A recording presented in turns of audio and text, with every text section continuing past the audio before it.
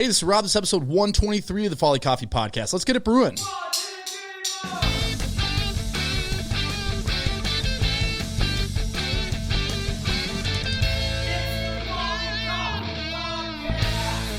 All right, I am back once again with Barnaby, Holmes. If you would have to be a long-time listener at this point if you organically caught the first episode of Barnaby. Episode 10. Episode 10. 113 episodes. Because you came in, you're like, oh, this is a sweet setup. I was like, yeah, I mean, had it for a couple of years now. And you're like, yeah. Last time we recorded was your bedroom. Yep. We were recording and there were like empty crisp packets, chip packets on the floor and some crusty boxer shorts. It was great. Yeah, I live in squalor. It was cozy. Cleaning my place is always on my list of things to do, but it's never the top priority, so that's why I live like I do. But that's why I ended up upgrading the system, was like I had you and then a couple more guests, and like we met through business, but we've become friends since then. But then I had someone that I was like, I only knew them through business, and we were like in my apartment, in my like office, which is really just a den, and I was like, if I'm going to keep doing this and inviting people that I don't know well, I got to upgrade this. But today's topic is going to be a fun one, I think. You're fresh back from Boston, having just judged the Barista Championship. I have. So I'm really excited to kind of dig into your experience. This is kind of a long-anticipated competition because it's like the first one in what, like 2 years? We actually got one done in 2020 because it was February 2020 that the US Barista Championships took place in Orange County.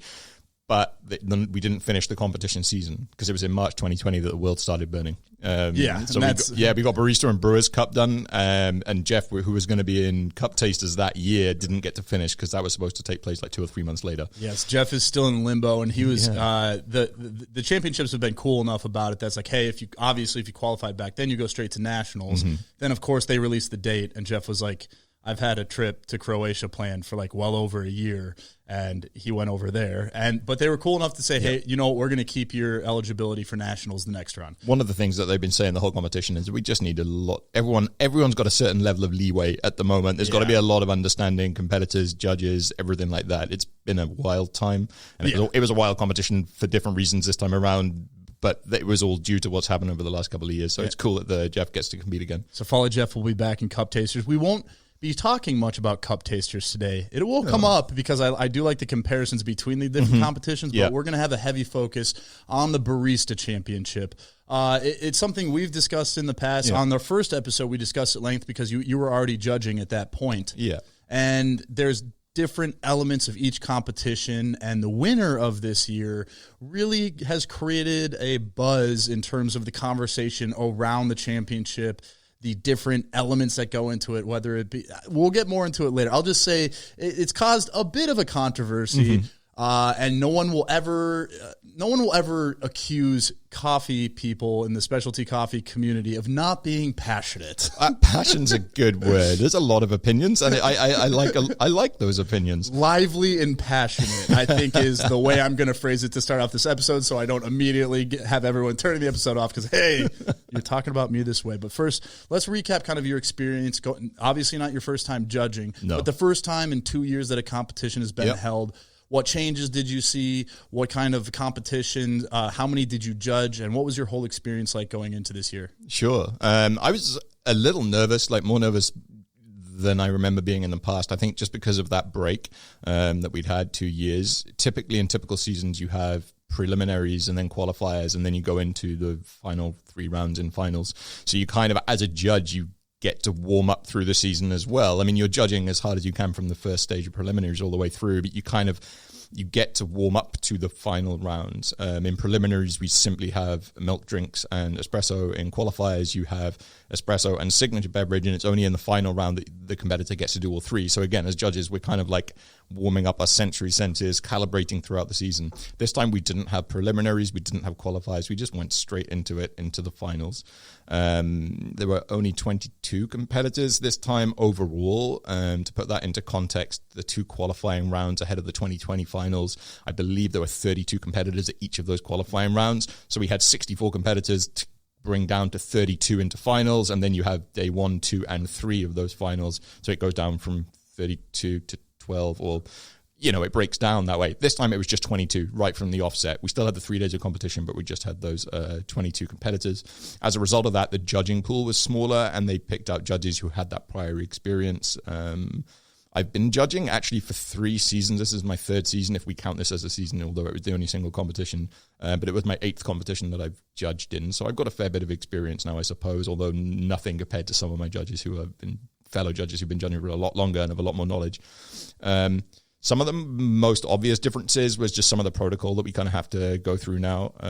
In years gone by, or in competitions gone by, the role of the head judge, that's the person that you see standing behind us. If you see the photos of the sensory judges sitting down, there's a person standing behind us with a clipboard. That's the head judge. They're basically just writing down everything that the competitor's saying, so that if we as sensory judges miss anything, the head judge can kind of help us out backstage and say, like, just clarify if we mishear something along the lines of that. But in years gone by, the head judge would also taste all of the drinks. So we are required as sensory judges to take 2 sips, a minimum of 2 sips of each drink that we're served, unless the competitor tells us otherwise.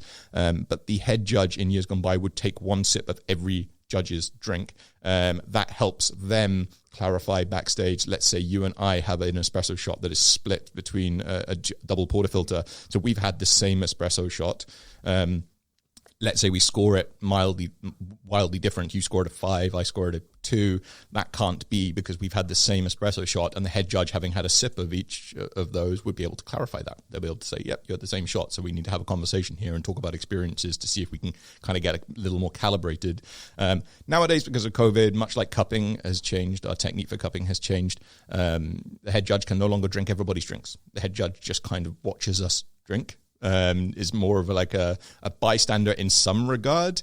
In the other regard, though, it just means they have to listen far more to our experiences. So that's what we are there to assess, is to assess our experience of each drink, not whether we think it's good or bad per se, not whether we like it. Definitely, that's got nothing to do with it. It's just we need to document our experience, and the head judge now has to do that not by using their sensory experience, but just by using their past experience to see what do our comments sound like with regards to a score. Did that come up at all, that you had wild differences between the same shot, and how was that kind of handled without the ability of the head judge to be able to kind of step in? And that's where I think the head, or the competitions committee and the head judging panel made a really good call in terms of the judges that were on board this time around. I don't actually know how many judges applied or were asked to judge, but every judge that I judged with, I've judged with before, and I know that we all have a good amount of experience. So it's one of those things that you kind of scratch your head, because you think we're going to be wildly different, because all of our sensory experiences seem to be so different. We have different experiences that we can call on. But actually, when we get backstage, I'm never looking at my judges' score sheets on stage, but we are required to fill in all of the scores on stage. And you get backstage, you are mostly 80, 90% calibrated with the other judges, within half a point on pretty much every score going down that sheet. There may be 1 or 2 where we're a little further apart, where we need to talk about experiences.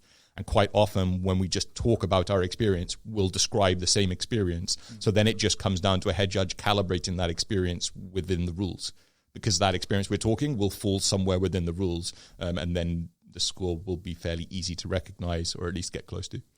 The overall competition this year, did you see any new major themes pop out? Because the interesting thing about 2 years having gone by is trends in specialty coffee change pretty quickly, especially with the signature drinks. Like, obviously, espresso and the milk drinks, the type of coffee is going to change, or the preferences for that. But even within signature beverages, you kind of have this range of competitors going from, like, I want to do something really crazy and different that maybe the time limit's going to be a factor, but I want to do something wild that's going to stick out, versus staying more classic and trying to execute something simple to a high level. Were there any themes you noticed between the different coffees that were used and with, like, the signature drinks? Yes, definitely. Something that I need to preface this with is that the competitors only had 2 months to really prepare this year. So the way I mentioned that we didn't have preliminaries or qualifiers, that it was just the 22 competitors going straight into the final round, and to make it as fair as they could, this was drawn by a lottery system, a weighted lottery. So names were essentially pulled out of a hat, although there was a weighting system in play. I can't speak to what that weighting system was, although it is available to find out. If you go on the US Coffee Competition's website, they'll show how that was done. But what that meant was all of the competitors only had 2 months to prepare. 3 months out, no one knew whether they were going to be competing or not. So as a result of that, I think it streamlined their preparation. So I definitely noticed a simplification in the signature beverages specifically. And if I step outside of my judging head for a while and just speak as just someone who enjoys watching coffee competitions, I'm a fan of that. I think it speaks more to the beverage as opposed to these crazy techniques. Crazy cool techniques look crazy and they're cool, and we love to see them. In terms of scoring on the score sheet, there's very little scoring that goes to that. There's one section on the score sheet. We have the score sheets here in front of us. There's one section of this score sheet for creativity and synergy with coffee.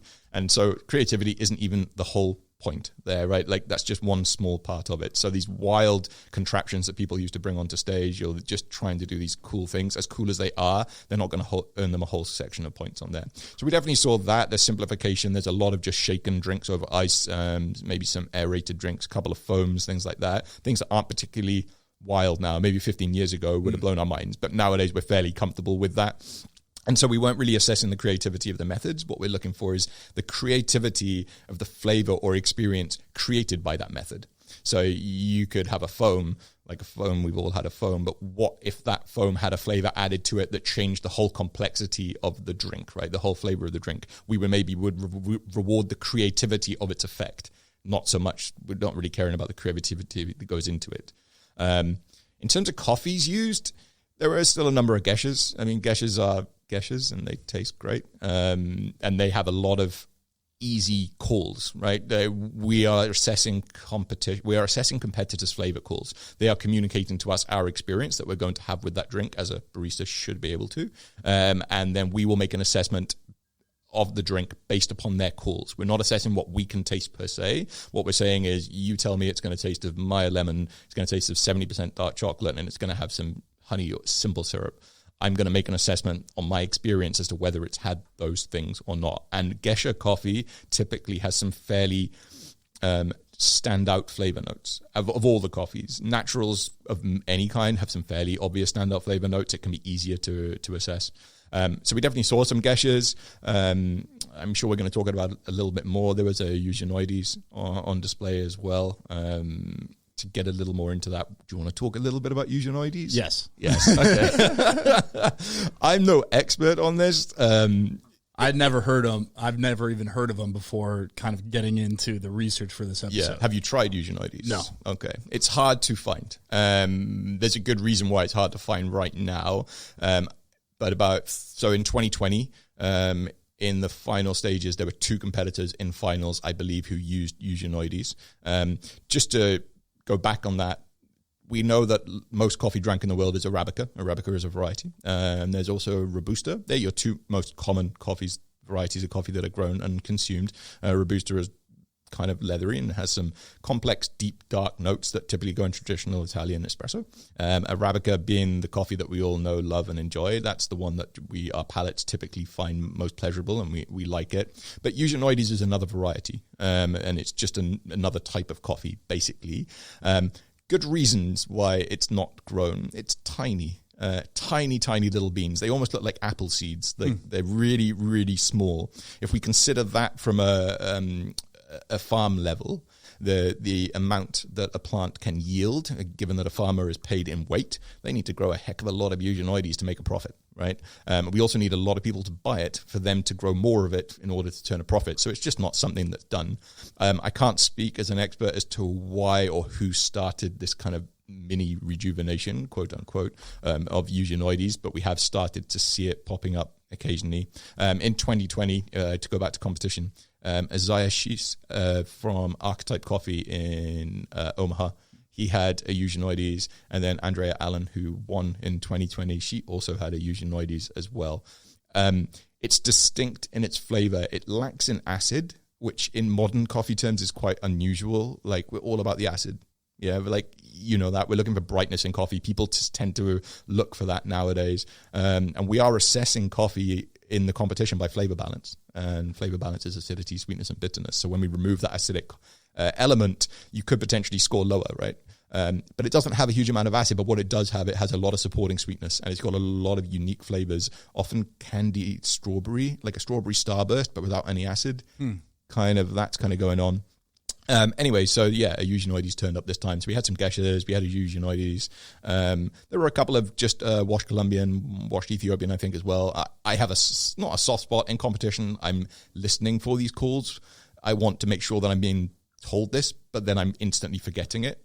Like, I'm not letting it influence my experience with the coffee per se. I'm just taking it on board that they have mentioned this, display some coffee knowledge, and then making an assessment of the coffee.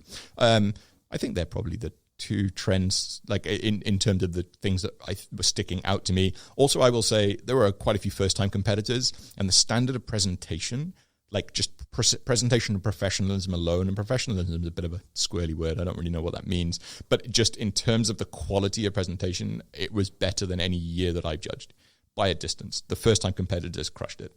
Like, absolutely crushed it. You would not believe. The first-time competitor came second overall. So I was fully impressed with that, given that they've only had 2 months to prepare. Blows me away every time. In 2 months to someone that's never trained for this, you go, that seems like a long time. Oh, like, nothing. And so how long typically would a barista competitor, knowing they're going to the nationals, like what would be a standard length of time where you go, okay, this is a comfortable amount of time to be able to prepare for a competition? I don't want to. I think it might have been Andrea Allen, not the year that she won, but maybe the year before that. But it may have been another competitor, so I apologize if I got this wrong. But one of the competitors who kind of gave an interview shortly after the competition was asked about will they be competing next year, and they were like, "Yeah, that starts today." And it was, it was like a week, 2 weeks later, because you have to consider what it is they're doing. A very simple, a simplification of what it is that a coffee competitor does in the Barista Championships is they write and memorize and then perform a 15-minute monologue whilst preparing 12 of the best beverages that they can do. And they have to prepare those beverages to be the best barista in the United States whilst reciting a 15-minute monologue that they have written. It's an incredible task, and it requires an incredible amount of practice. It requires a lot of resources to be able to do that for the 12 months, 11 months that they will be doing that. And they will be doing it for that long. I think that's a really good transition point to get into it. Before we do that, I thought it might be. I'm going to take a quick pause here, try to get this camera to stop flickering, and then we will continue on. All right, and we're back. And you brought up a good point. If you want to hear more about all the complexities of the Barista Championship, the competition itself, that is a lot about what we talked about in episode 10. So we're not going to get too into the actual competition itself, because we'll assume you have listened to episode 10 already. Of course. And that you know all the complexity of the competition. But really what I want to get into here, and why I thought that was a good transition, is the winner this year, Morgan. Or if you're a TikToker like myself, you know her as Morgan Drinks Coffee. Created a little bit of a controversy taking home the title. And there's a number of reasons, a lot of them inspired by Reddit. There was a deep Reddit in the coffee subreddit about Morgan winning the competition. Do you want to kind of highlight because you come prepared with materials, I've got my notes, but why don't you highlight kind of what the conversation around Morgan winning the competition, what the conversation points are, and why that's controversial in the first place? I mean, I'm going to take a step back from the word controversial. I'll say this. It raises interesting questions. And I think it raises interesting questions about competition as a whole. And I think it raises relevant and important questions about judges, right? Can we ever be impartial as a judge with regards to the drinks, to the coffee, to the serveware, and obviously to the competitor? Can we ever be fully impartial? We have subconscious bias, right? That is nature, human nature. We use that subconscious bias to kind of guide us through life. So as judges, are we expected to remove all of that subconscious bias and just kind of go at it completely neutrally? Ideally, I believe I do. I can't speak to my subconscious bias. It's subconscious. But I will do my best. I like to think so. But Morgan Eckroth winning it is interesting because I would say they are probably, along with James Hoffman, probably the most famous coffee person in the world right now. Let's use the word influencer, why not? Probably the most famous coffee influencer in the world right now. One of my fellow judges had never heard of Morgan at all. I have actually judged Morgan in the past, so I knew Morgan before Morgan was Morgan Drinks Coffee. I just knew them as a coffee competitor. I think they placed top 12, maybe they placed top 32, but they were definitely there in finals. Kansas City, you were there for that. Mm-hmm. And so I was familiar with Morgan, and then I knew that Morgan went off and did some stuff on TikTok. Can't say I'm a TikTok guy. I'm the pre-TikTok generation. Facebook guy myself. That's the ages me. And the Facebook generation. Don't worry, I am of that generation too, but I'm on TikTok heavy. Oh, dude.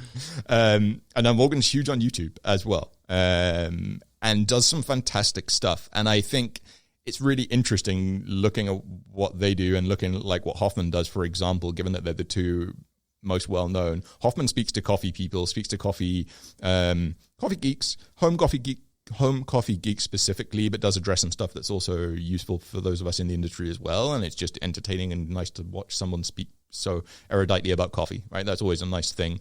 Morgan definitely speaks to a slightly different generation, which is not to say that they don't have expertise, because they absolutely do. But they definitely have a slightly different audience, I would say, to Hoffman. That became fairly apparent if you look, A, at the comments, maybe if you go into Reddit, but then B, some of the comments on the YouTube video when it was streamed. So Morgan actually streamed this live.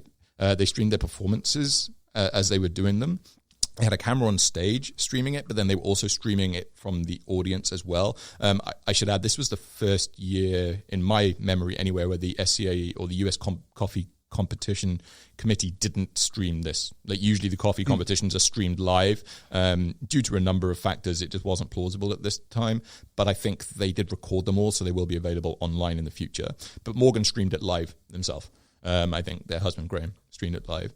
And so it was interesting looking at some of the comments on there. It became apparent that these weren't people who were familiar with coffee competition as a whole. They were just Morgan fans, which is awesome, right? That's awesome, because it's a whole new swath of people who are coming in to coffee through Morgan, coming into coffee competition through Morgan. So it's the geekiest of the geekiest, right? Coffee competition is geekier than coffee geekiness can be, yeah, right? When I tell someone I'm going to a coffee competition, it's usually like, wait, like for fun, or like you have to because of work? I'm like, well, I mean, technically, but like, there's a reason I started a coffee company. It's because I'm obsessed. Yeah, and it's really geeky, and it's a lot of fun, right? Those are the reasons we do it. And I think you brought up a great point about like James Hoffman versus Morgan. Is I'm a fan of both of them, and have been for some time, because I got on TikTok in like 2019. Anybody that did coffee content, I was following immediately. Mm-hmm. So I've been following Morgan since 2019. And James Hoffman, obviously, like very, very in-depth analysis. But I think part of the thing that should be pointed out is he's been YouTube. Yep. It's a different platform. YouTube is a platform where it can be long form. It can be a 5-minute video. It can be a 1-hour video. You can go in depth. Whereas someone that's going to excel on TikTok, right now, I think the proper length for the most viral type of TikTok is 7 seconds. And what Morgan's really good at is creating like super relatable experiences you have going into a coffee shop from the viewpoint as a barista. And the irony of someone saying potentially like, oh, someone that just does this fun, like this funny, goofy content, now all of a sudden is winning the championship. It's like, they've been competing for the past 4 years. And not to say, I think it's an interesting conversation, but I think the first point you're bringing up here is a common theme across this, is that because Morgan has this social media notoriety, that it influenced the judgment of her competition. And then if you really want to go all the way, more towards like the conspiracy side would be like, oh, the SCA wants Morgan to win because they have this big reach, and then it will help us as the SCA and as specialty coffee as a whole to increase our audience if Morgan wins, because then more people will be interested in what's going on. Now, myself, I'm not a firm believer on that conspiracy. I don't think that's happening. That the SCA, you're a judge. Did the SCA come to you and say, "Hey, we need Morgan to win"? They did not. No. And I've known you for a while. I know you're a trustworthy guy. I know if someone approached you and said they have to win, you'd say, "You know what? I probably shouldn't judge anymore." Yeah, well, exactly. But it's the subconscious bias that you might have. And the argument people are making is, well, if all the judges know of this person, even I was reading the Reddit about the person who didn't know them ahead of time, that they checked out one video, you're aware it's happening. Yeah. You're aware this is a different competitor than the other people. But one thing I don't think is being considered is that as a judge, and I'm putting myself in your shoes here, if I hear someone has a heavy social media influence, I think everyone goes, oh, automatically every judge is going to grade everything better. The opposite can happen too. Yeah, for sure. Where you're trying to suppress your bias so hard that you're going to start ignoring things that you would normally view as a great presentation. Yeah. Oh, that was a great point. This was a great way to do this, and be like, I'm going to suppress that even more. And so in a weird way, it balances out. I think as long as judges are aware that there's a potential bias, I think between the amount, all the judges together and the 3 days of competition, it's not just one person being like, I love your TikTok. You win. Yeah, Morgan Eckroth's biggest fan just gives them 666 all the way down the sheet. Well, going back to the point that I made earlier, like when we talk about calibration between judges, if 3 judges have scored 2s, 2.5s, and 3s, and someone's gone 6s all the way down, something's not right there, right? That's going to take a serious level of calibration to get it back in, and it would be fairly apparent. So to be able to, for a judge to be able to deliberately influence it would be impossible. I'll go back to kind of like a point when you asked me, like, going back to judging after like a couple of years away from it and like how it felt. And then I'll bring that to Morgan, because I'm not a TikTok guy, but I'm a YouTube guy. I typically watch YouTube more than I watch regular TV. I've got my subscriptions, and I'll go home and I'll just kind of doom scroll through the YouTube subscriptions until I see one that I haven't seen before. And Morgan was on there. One of the reasons for that is I quite like looking at equipment reviews or people using equipment. I've got no real interest personally in brewing espresso at home. I do that in work. I drink tea at home, full disclosure. But I like seeing them. I like to be familiar with them. Know what the trends are, know what people are using at home. People ask me about it, right? Like typically when you're in a bar and they find out you're working coffee, and they're like, "Oh, what about this espresso machine?" I like to be able to talk about it. Exactly. And then Morgan reviewed the Smeg espresso machine. No, I don't need to. Right now, I don't need to know about it. I know about it through Morgan. So I follow them because of that. And then it became apparent. I don't remember exactly the video, but it became apparent that they were going to start. They got accepted into USBC, so they got drawn out of the lottery.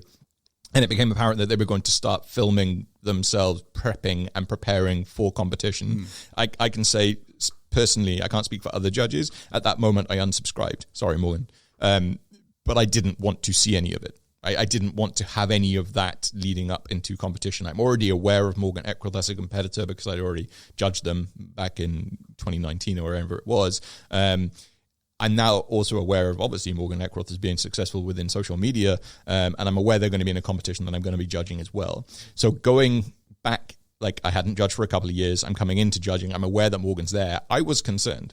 Like a small part of me is like, am I going to react differently if I have to judge Morgan at any point? How am I going to feel? This is someone that I've watched on YouTube every couple of days for, a year or so. Like, is this going to influence me? Something that I had forgotten, and again, I can only speak for myself. I can't speak for the other judges, although I would imagine it's going to be similar for them.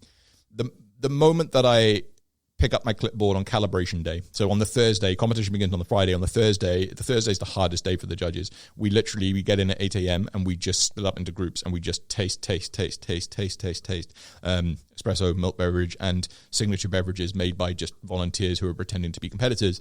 And we taste and we score, and we taste and we talk and score each other's explanations, right? So I'll tell you what I'm experiencing and you would score it, and then they would ask, is that what you scored it, kind of thing. We would go through all of that. The moment that I started doing that, I kind of went into judge mode, right?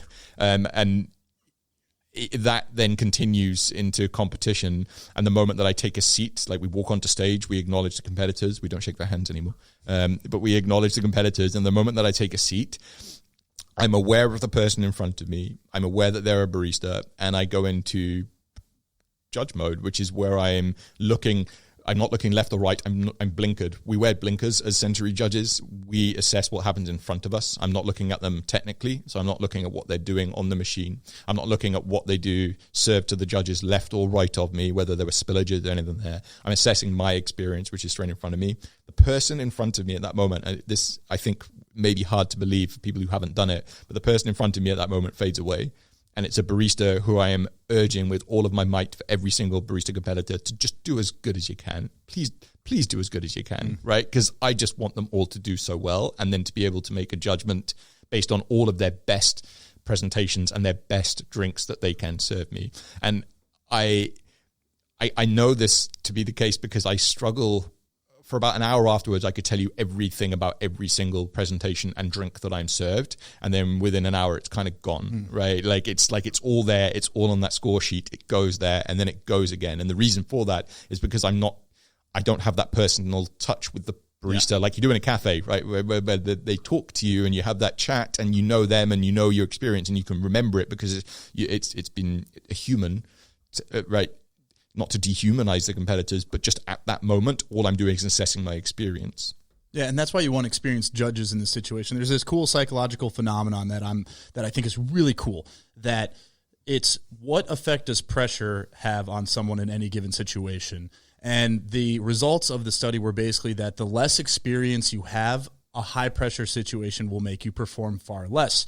The more experience you have, the more pressure is, the better you actually perform. So from looking at judges, and I don't think people often view judges as like, oh, they're under pressure, but like in the coffee community, that's a tremendous amount of pressure, because if you're way off or if you score something differently that affects the way that the US Barista Championship goes, and that information gets out, or if the other judges are unhappy judging with you, that's not great. And the word spreads around quickly in the specialty coffee community. So that's always there. And so the more experience you have as a judge, that's a high-pressure situation. Yeah. Judging the final day of the US Barista competition. And so that phenomenon that you explained makes sense to me, that you have 8+ competitions under your belt. And so this scenario is not new to you. So when that pressure is applied to someone, if it was their first competition, I'm sure it would have the opposite effect. Things would get blurry. You'd be noticing things that you're not supposed to. But with the more experience that you have, the more pressure that's applied, or the higher pressure situation will actually lead to a more accurate judging, which might seem counterintuitive. But that's why I think that study is really cool. And as we're looking at the score sheet here, I think for someone like myself, I've never judged a barista competition. I have a good idea of how it is judged, or the format of it. But if you're just watching it, and this happens with a lot of people, that I'm sure 2022 was the first SCA event that a lot of people have been to.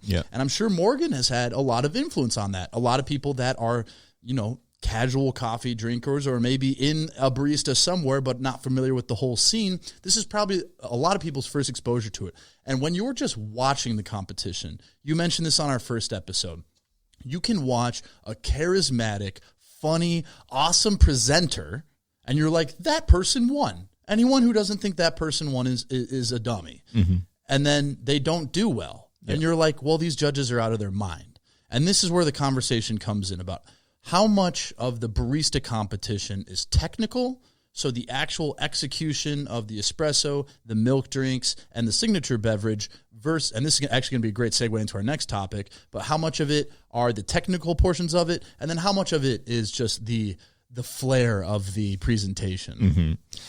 It's so my fellow judge on finals day, Jackson from Peace Coffee, there was a big Minnesota representation within judging, and that was just coincidental. But he knows all of the scores, and he knows all of the percentages because he's a genius and awesome. But the very large part of the scoring is drink-based.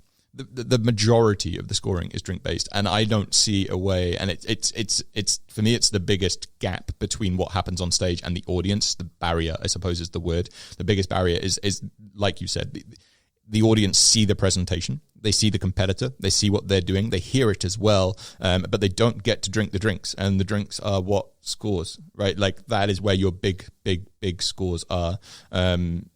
Taste balance, accuracy of flavor descriptors, tactile of espresso shots, they're huge. Tactile's all the points pretty much, in some regard. So it's not to do with the presentation. That being said, the competitors' ability to communicate the experience that the judges are going to receive of the specific coffees, that is massive. And that can be linked to presentation skills, right? Like if you are able to calmly and succinctly describe to a judge what they're going to experience and do it in a timely manner so the judge is able to really take on board what it is they're going to experience and then be able to assess it effectively, that's really, really going to help. So those two things do kind of go hand in hand. But if they communicate really effectively what it is we're going to experience and then we experience something completely different, they're still not going to score well. And I think that's a good segue into the next topic. So Morgan trained with Onyx, yes, to my understanding. Yeah. And anyone who's listening to this probably knows who Onyx is because this is a coffee podcast. If you don't know about Onyx Coffee Roasters, they are out of Arkansas, Rogers, Arkansas, if I'm not mistaken. And they have kind of always been present in the high end of these competitions. Yep. You see Onyx competitors in every single finals, whether it's Barista, Brewers Cup, Cup Tasting Championship. They, from the beginning, have placed a heavy emphasis on this, and through the years have become a dominant force because they have insane resources because they are a large business. Yep. So they have a lot of resources to be able to devote directly to competition. Yep. And then they also get access to some of the best coffees because they have the resources and the connections and relationships to be able to source some of the rarest, best coffees. How, that's a subjective term, but they have the ability to get these coffees.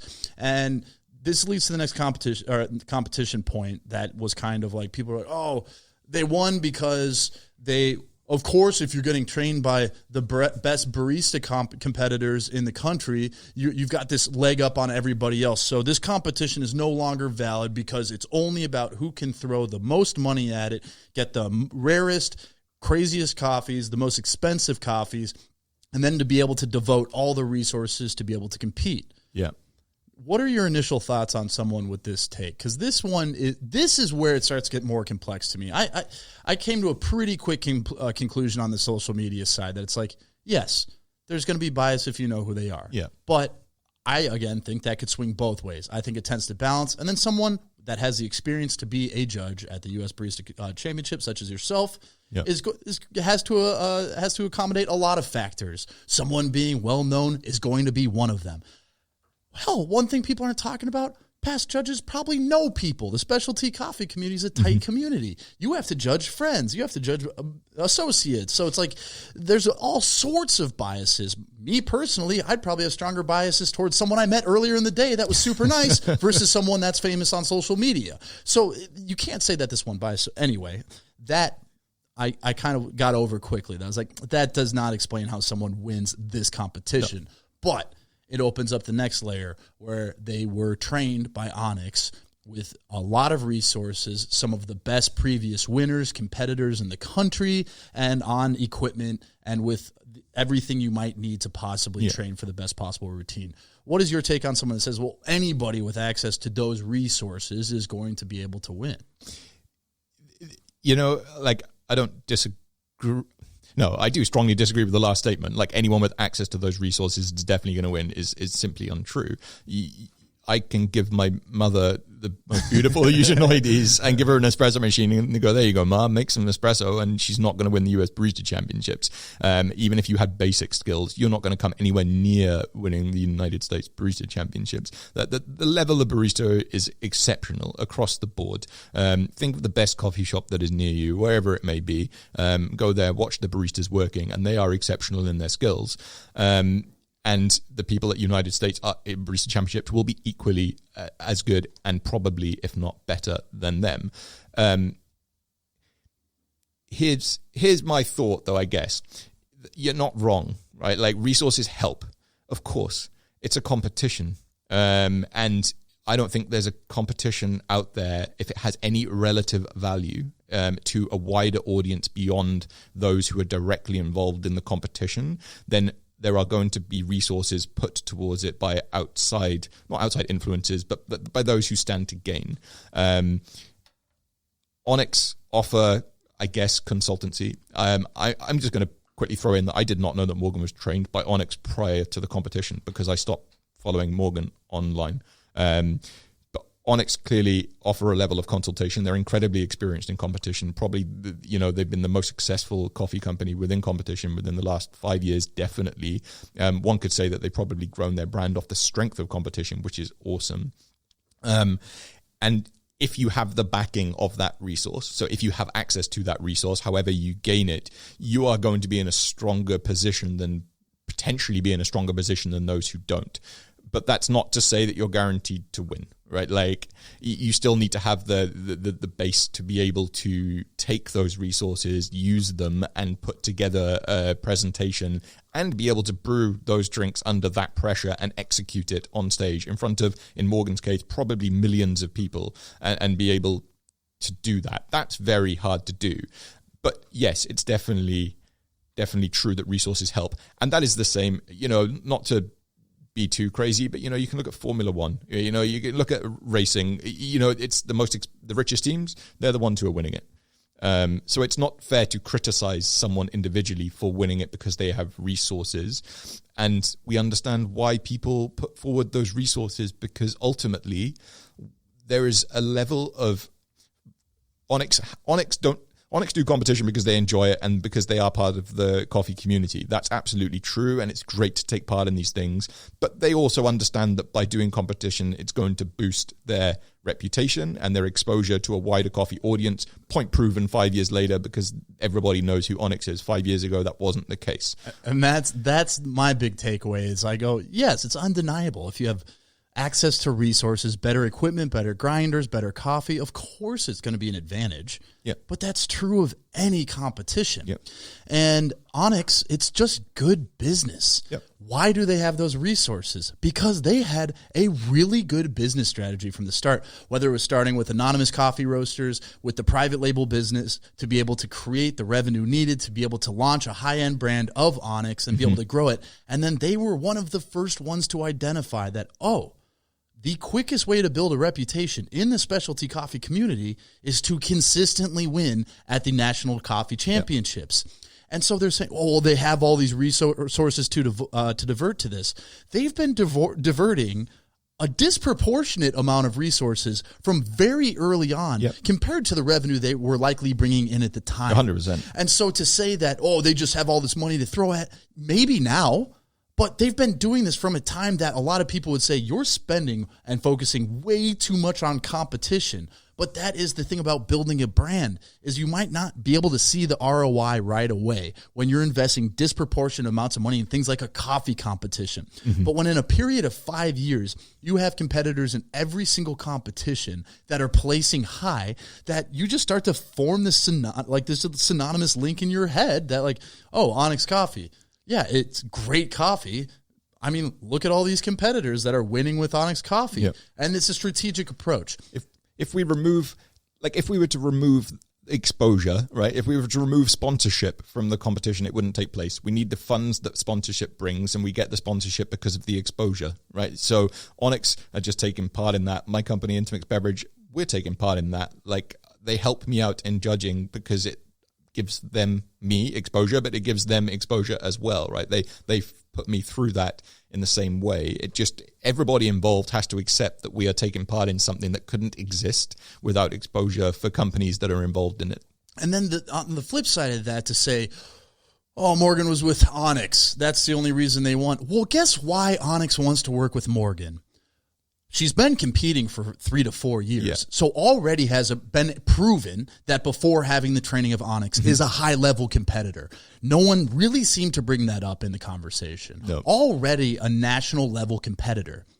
Meanwhile, has been working like crazy for the past 3 to 4 years to build this social media presence. People tend to only look at people successful on social media once they're successful and be like, that's so easy. They've got 1 million followers. But when you look at the consistency of posting, the creativity of the posting, not to mention the reason there are so many creative ideas on Morgan's YouTube, on TikTok, is because of the experience they have as a barista.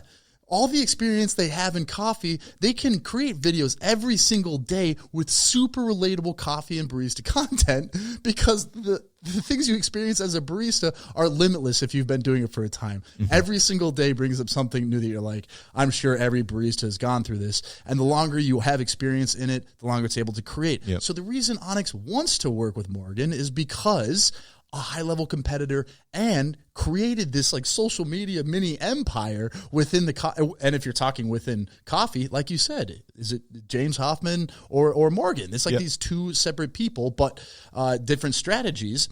And you're kind of downplaying the amount of work and dedication it takes to be able to do that. A phenomenal amount of work. Someone looks at it and goes, "Oh my gosh, you're getting supported by Onyx. You're having sponsorships. You're having all these brand deals, and all you have to do is create a 10-second video every day."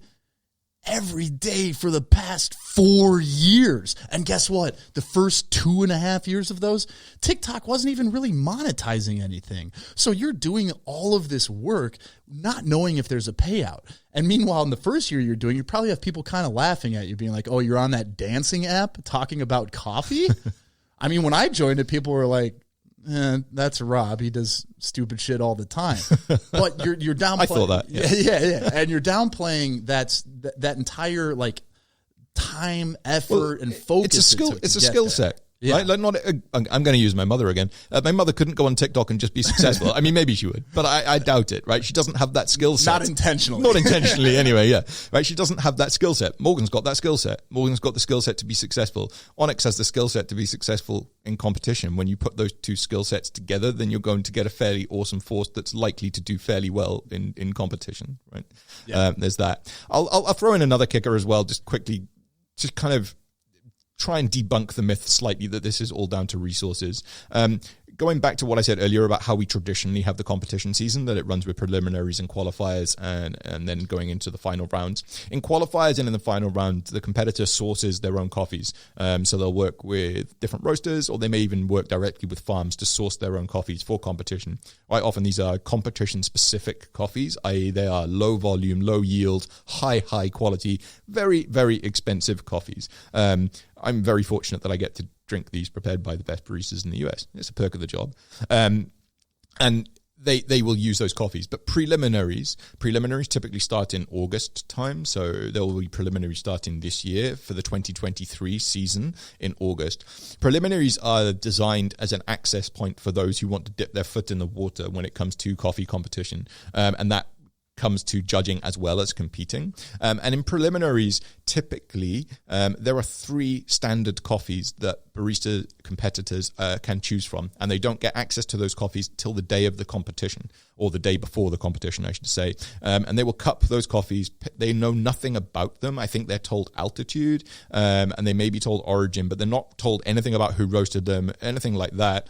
They just get to choose it, and I think they're given 3 pounds of that coffee, and that is their coffee to use for the entire weekend. So they will typically have a presentation prepared that's a fairly broad message. They'll have something to do, but they will then have to insert all of the information or everything that they learn about this coffee in a short period of time. In those preliminaries, you will find, in the same way that I mentioned that I really like that because it warms me up judging wise, like I get to judge the prelim and then qualifiers and then go into finals, so I kind of feel good and ready to go.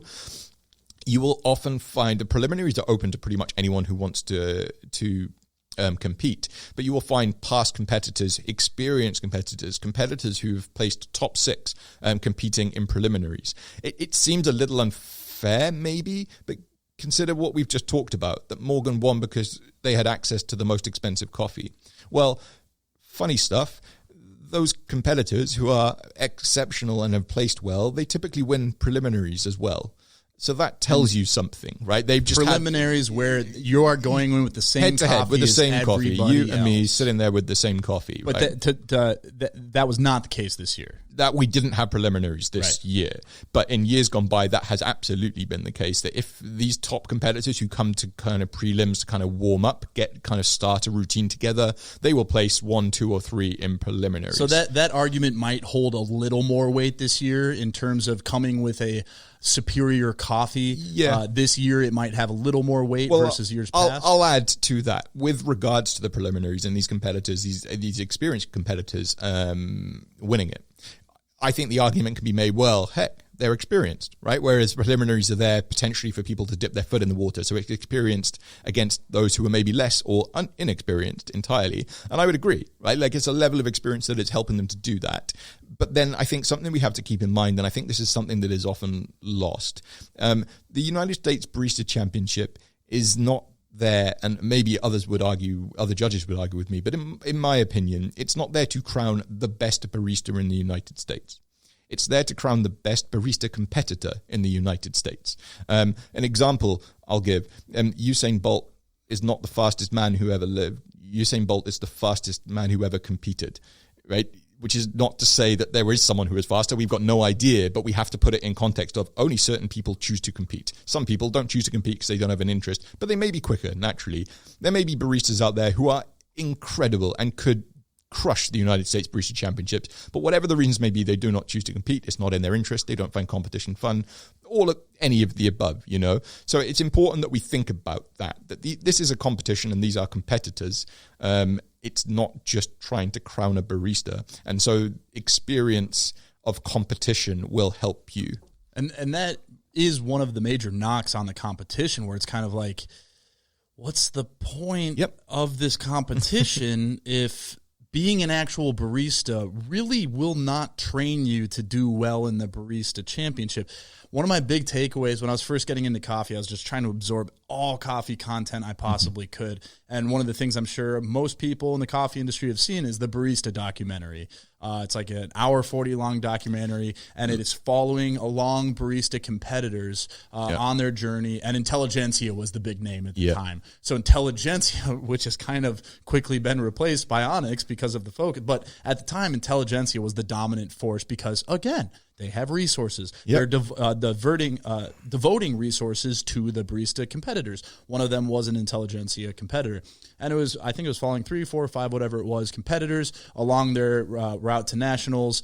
And one of my big takeaways that I never really sat with me right was after the fact, they go, this person plays second, this person plays sixth. And then it goes on to explain, this is what they're doing now. Yeah. And almost every single person was like, they're a bartender now. And you're like, or this person now works a sales job, and you're like, it kind of makes sense that one of the things about the Barista Championship that's complicated is you go, what value does it add? And I think that's where some of this like conflict about the competition starts to arise, is you go, it comes back to that core issue of like, is a barista a livable profession? Mm-hmm. If the top barista competitors in the world, in the nation, if it's not elevating their career as a barista, then what is it really doing? I think that's changing a little bit with social media. I think there are different avenues you can pursue.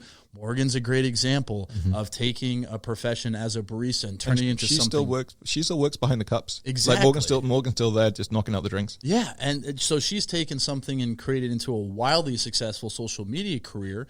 And I think you see a lot of people go on to launch coffee brands. You see a lot of people move on to start their own businesses, whether it's as a consultant, their own shops. There's different avenues you can take. But that was my big takeaway from the documentary, that I was like, oh, that's a little weird. But I wanted to circle back on a couple of points that I'd written down here.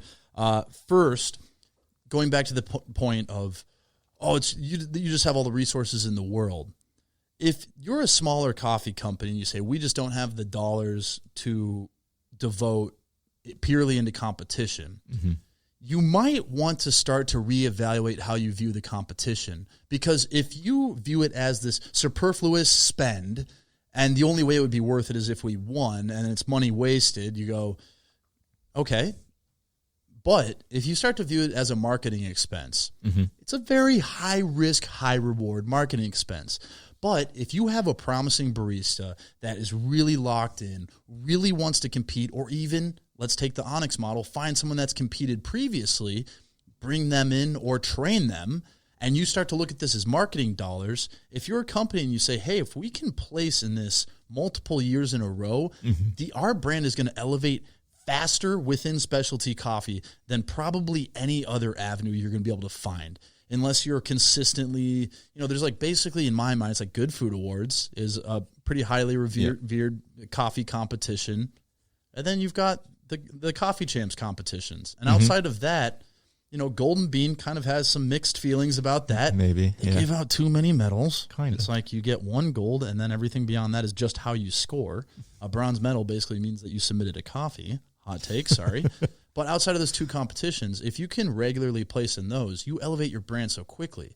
So if you can start to view it as, we don't have enough resources to do this, and say, hey, we're instead going to take a long-term play and invest a higher percentage of our marketing dollars back into this, or just shifting what you spend on and saying this is going to now be a part of our budget, but it's a high risk, high reward thing to do.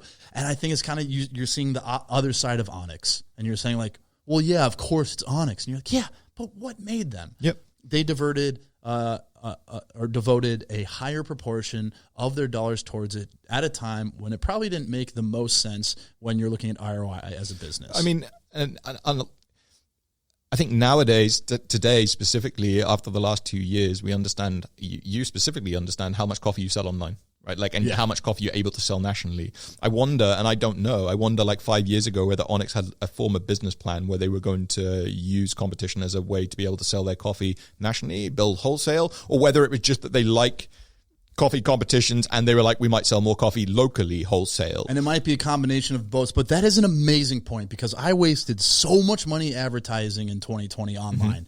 It is very difficult to advertise as a coffee roaster online because how do you communicate what your coffee tastes like without it looking like every single other coffee ad out there? So the things that stick out, if you're a coffee lover, if someone says we're a 5-time Barista Championship company, if we're a 5-time cup tasters, this, and you can basically list out these awards and you just bam, right in your face on an ad. That is a compelling ad to just say like, we roast the best coffee. Sorry to shit on the industry, but I wasted enough money to be able to shit on this because I did it myself. Everybody's got the magic beans. We roast the highest quality coffees from around the world to bring out the most natural flavor without bitterness for the best cup of coffee in your morning. Are they ethical? And ethically sourced. By what standards? Our standards. They are ethical. And you're like, shit. Like, these things are all true, I'm sure, but it's like, from a marketing standpoint, all these things are important as a coffee company to be doing, but from a marketing standpoint, it's bad business. And so to look at this and say, if we can place this here, we now have something to advertise for the next year. I'll throw in another reason why I think it's really important, or from a marketing standpoint as well. Placing, absolutely, it puts you in the public eye. You'll be on Sprudge, you'll be in Daily Coffee News. You may get picked up by the local press kind of thing, like you get those interviews. But just purely from a networking level, it's massive, right? This is a collection of coffee professionals, and I would say I get like my non-coffee friends, like I was going to say coffee curious friends, but they're not. I wouldn't even class them as coffee curious. There's people who drink coffee on a day-to-day basis, but they're not going to go out and do their research. They just buy what they see in Sam's Club or in Costco, right? Not because they don't want better coffee, just because that's what they see when they're shopping and they need coffee. But they will now ask me occasionally, like, what coffee should I check out? Well, my exposure to coffee roasters around the United States comes through competition, and it's not through the competitors per se. It's just that I see who they represent. But judges, I just chat to them. Like, I'm just thinking off the top of my head, I can tell you, June Coffee Roaster, Parlor in New York, Barista Daily Grind. Like, I only came across these coffee roasters, coffee companies, because I've met them, people from those companies at competition, had a great conversation, gone back online. Archetype that I mentioned earlier, it's just because as I was competing, I found Archetype, and then people asked me, have I had a good Gesher recently, or I have had a good this? I'll say, yeah, check out Archetype online. You'll find that there, right? Like, I'm able to communicate what I'm seeing and there. So it's just a networking event if you want to look at it. Yeah, that way. It's the word of mouth is like from the book Tipping Point, Malcolm Gladwell. I forget the exact term he says, but everybody's got a person. Yeah, they've got a person that they go to within your friend group, within your city, within your state. There's always like the top person that they go to, and within the friend groups, it's probably the most impactful. You're a lot of people's coffee person. I'm a lot of people's coffee person. That they go, I want a good bag. What type of coffee should I get? And I go, you mean besides Folly in this case, because it should be Folly, but. No, you like, and you have these roasters in your mind. Yeah. And then the other part of what you mentioned is all the publications you get into online. I'm learning more and more the importance of backlinks. And what a backlink is when a website has your business's website linked on theirs. Yeah. The more daily and monthly visitors that a website gets, the higher value that backlink is. Google, the way they look at the legitimacy of a website and how high it should show up on your searches, backlinks are a huge way that they go, okay, if Perfect Daily Grind, which is a huge publication, Sprudge, all these huge coffee publications, if they have a link to everybody that's a finalist, they also link to the company website. Yeah. And so if all of a sudden, all at once in a short period of time, you're getting 3, 4, 5 big-time coffee publications all linking to it, not only are people reading it that are coffee nerds, but then also Google goes, oh, hey, this is a really legit site that all of a sudden is now all of a sudden shooting up the rankings. Mm-hmm. If someone searches coffee roaster and they're in Minnesota, if I'm a finalist in that, they go, oh, well, we should show them this coffee roaster because this has the most backlinks recently, which means it's super legit because it's recent and it's got all these backlinks. So there's so many factors that go into it that it's tough as a business owner, and we have put no effort to Barista Championship competition, but we place a heavy focus on cup tasters. Yeah. And basically what I tell Jeff is I just go, you tell me what you need. It's way cheaper than Barista Championship, but Jeff, whatever you need to compete at a high level, let me know, and I want to make sure I get that to you. Be present, turn up, and you will meet people, and just come to the audience. Just go and sit in the audience for one of these competitions, and you will meet people from different coffee roasters there, different coffee companies that are there, 100%.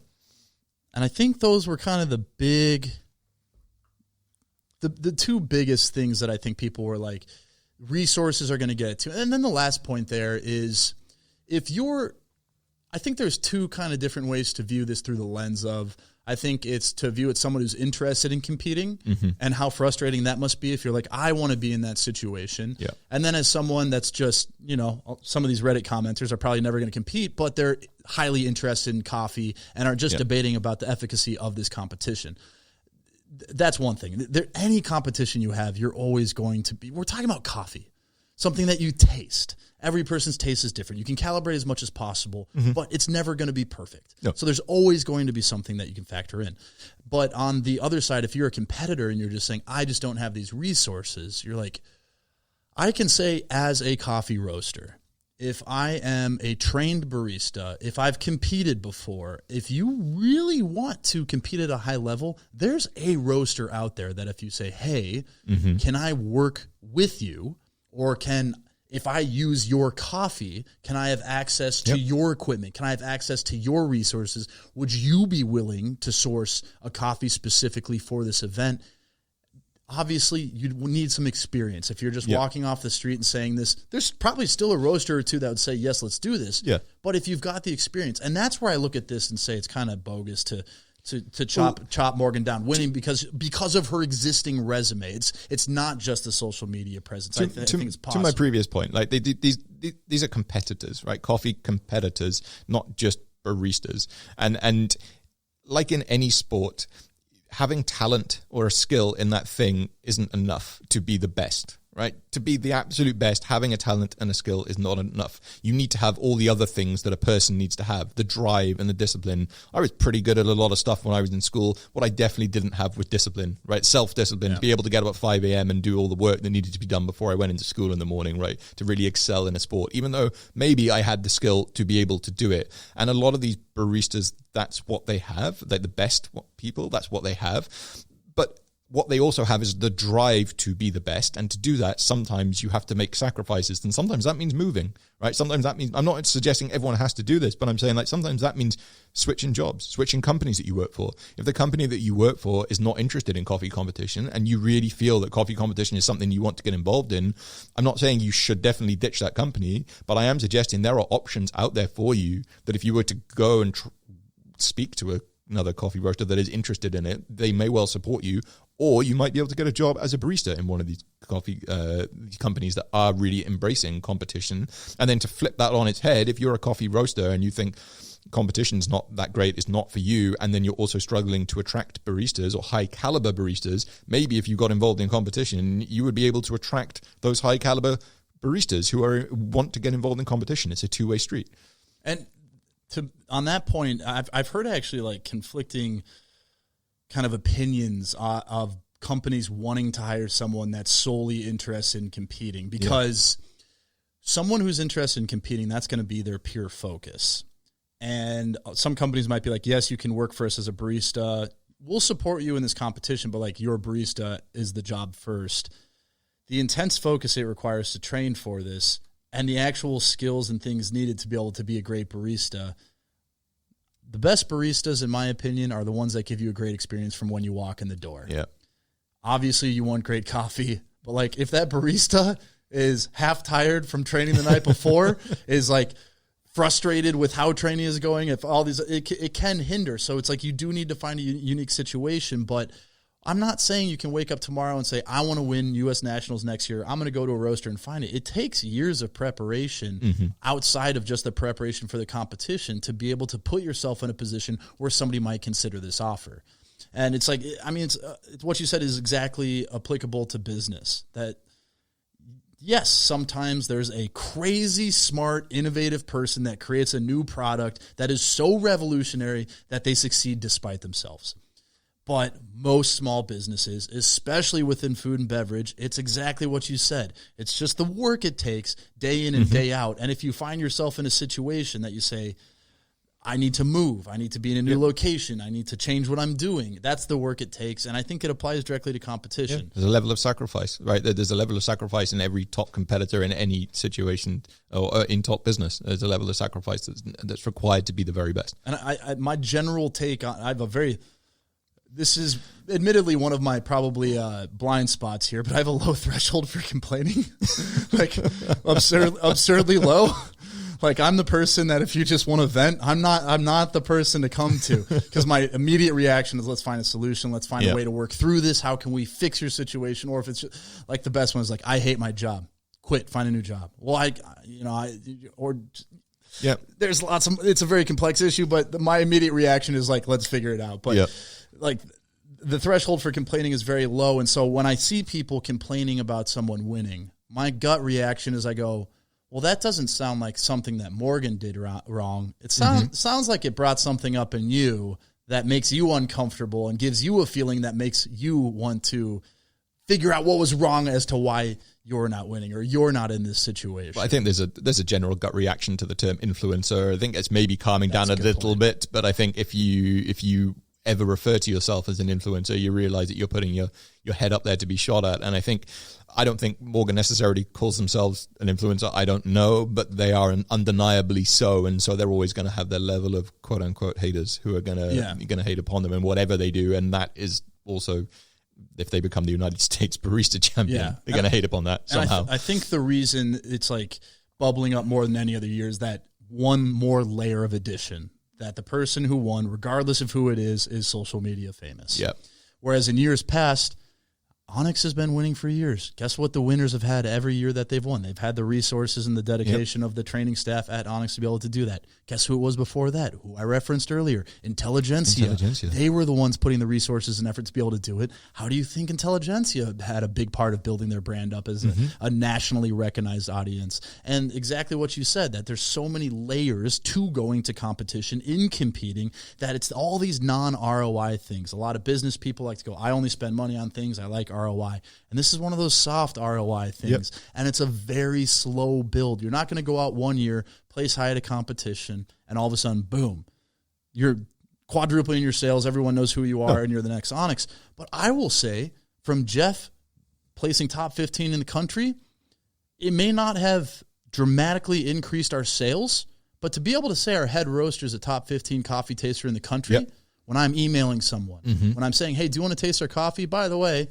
we just got back, Jeff is top 15 coffee taster in the country. They're like, wait, what? And then also, well, first they're like, coffee tasting competition? And you're like, it's a real thing. It's very competitive. It's very difficult to win. You stop tasting the coffee. But like, that's an example of just one time going out competing, Jeff placing 14th. It had a real effect on our business.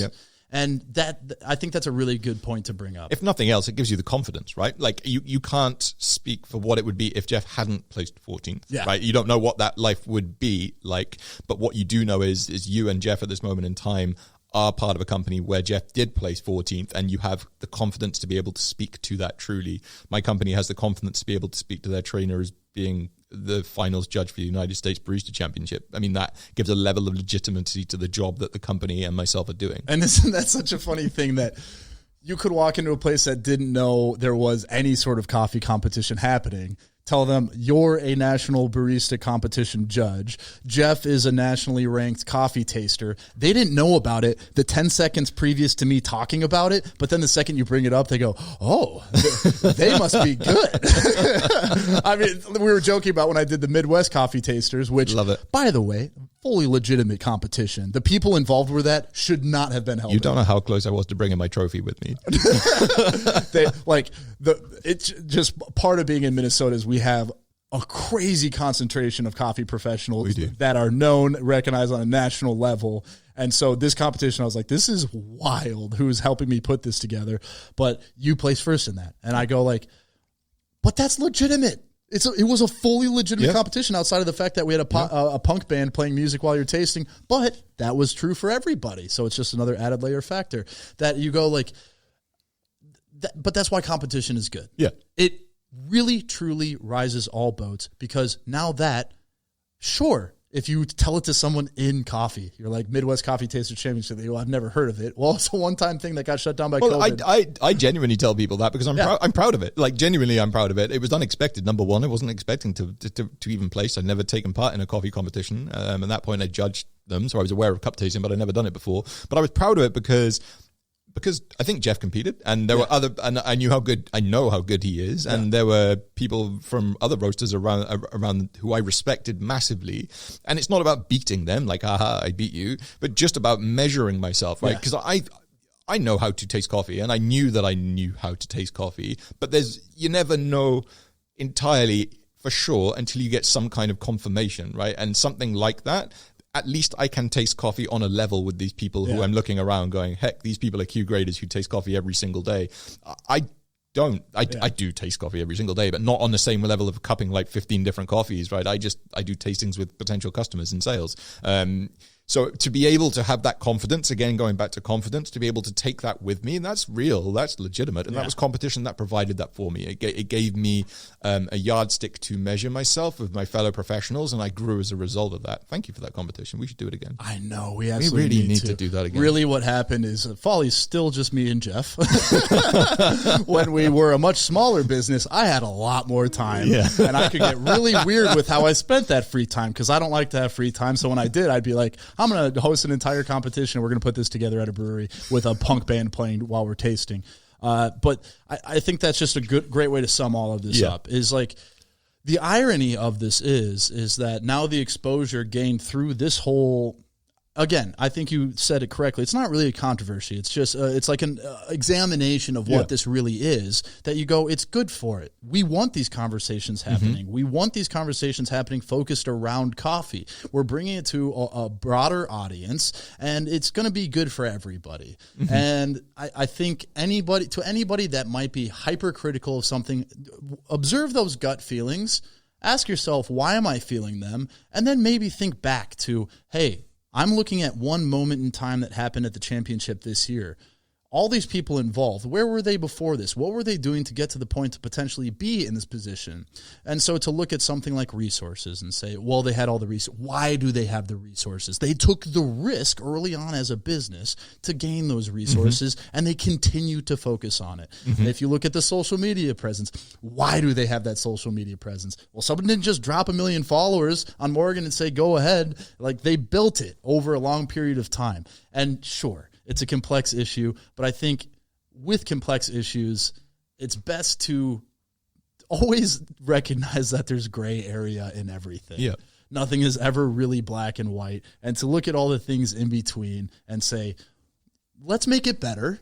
Let's admit that things can always be better from in a competition, and let's continue to look at those, but also recognize that it can never be perfect. So it's like, the better something gets, the smaller point you have to focus on, and you have to place more focus on that. And I think that's the point we're at, where it's getting to the level that, like, well, they had better coffee. And you're like, well, yeah, if you were in the competition, you'd probably want better coffee too. And I'll just say one very last point. If we did it just because we enjoyed it, good. Yeah. Well, that's right, like, good. We all enjoy it, and there's nothing wrong with that. It's been a crappy couple of years. Let's enjoy what we're doing, and we all enjoy competition. And that's a great point about the competition as a whole. Why is the competition such a big deal? I can guarantee you the first year they did it, no one was gaining major credibility out of it. It's exactly like the Midwest Coffee Tasters Championship. No one's going to start a subreddit about the winner of that one because it's a thing we made up, but everything's made up, including that competition. So everything's made up, and it gets better over time, but there's a reason this competition is such a big deal. It's because it was started by people that were doing it for the sake of purely doing it. And then it changes over time. Yeah, exactly. Well, that was a fast hour 14 right there. Oh, geez, well. Yeah, I think we got over everything I really wanted to talk about. Maybe a little bit more on the Eugenides. What you said. I grade over it a little bit. You want to know why? It's because 3 years ago, Onyx had it and Archetype had it and a couple of other roasters had it as well. And then Onyx purchased all of it. Every single bit of it. And no one can get it. Sam at SK has been trying to get it. He's been reaching out to everyone trying to get some green and they can't get it. Onyx has it all. And I was like, I'm not sure I want to bring that up because like it could be incorrect, but that is what I'm led to believe by very reliable sources. You can hate on that, but that's kind of a baller move. I know, right? And that's where resources are awesome, where you're like, oh man, to be able to look in like, oh, this coffee is doing really well at competition. You say it's rare? How rare? We could buy all of it, you say?